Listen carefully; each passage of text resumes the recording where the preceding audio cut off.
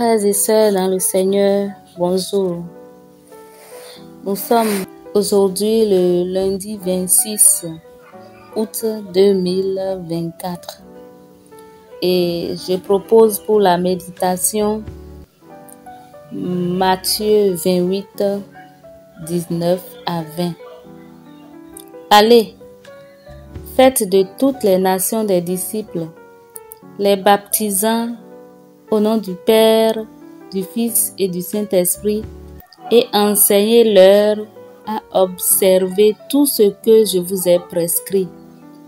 Et voici, je suis avec vous tous les jours jusqu'à la fin du monde. Le modèle de la relation maître-disciple était celui entre un rabbin et ses disciples. Le disciple se soumettait entièrement à l'autorité du maître. Sa consécration au maître devait surpasser sa dévotion envers ses propres parents. Il était assis aux pieds du maître pour écouter son enseignement. Il dialoguait avec lui par des questions et des réponses. Il observait sa conduite, sa manière de mettre la loi en pratique et de résoudre les problèmes de comportement par sa connaissance de la loi et de la tradition. Il enregistrait dans sa mémoire par de nombreuses répétitions ce que disait le maître. Après avoir terminé ses études, le disciple était ordonné par l'imposition des mains. À partir de ce moment, il avait le droit de se faire appeler rabbin et avait le devoir de transmettre à d'autres l'enseignement reçu. Jésus a lui-même enseigné ses disciples selon le style des rabbins de son temps. Ces derniers comprenaient donc ce qu'il voulait dire en parlant de faire des disciples. L'ordre de mission que Jésus nous donne est fondé sur son autorité plénipotentiaire.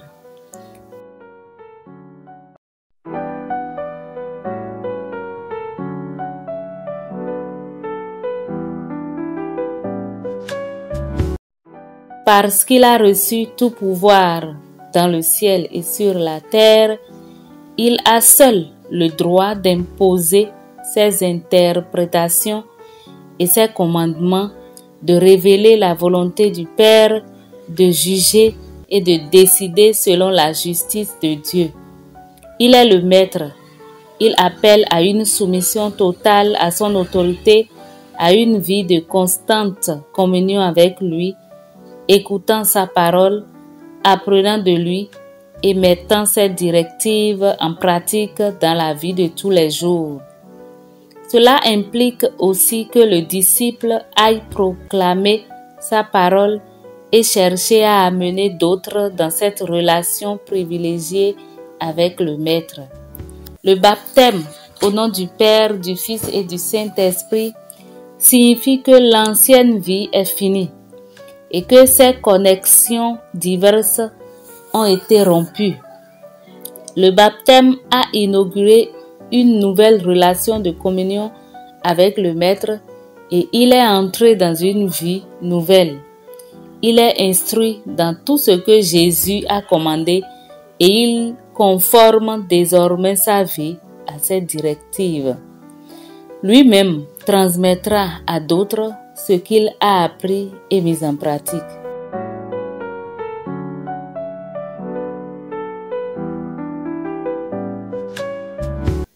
La présence constante de Jésus qu'il promet à ses disciples au verset 20 indique qu'ils ne seront jamais des rabbins indépendants, mais qu'ils devront rester en communion avec lui pour être guidés, enseignés et gardés de toute déviance. Ils resteront toujours des disciples soumis au Maître, dévoués à lui, le servant et continuant à apprendre de lui. Prions le Seigneur. Seigneur notre Dieu, aide-moi à rester soumise à toi le restant de mon existence, afin que la promesse constante de ta présence soit effective. Guide-moi, enseigne-moi, garde-moi de toute déviance.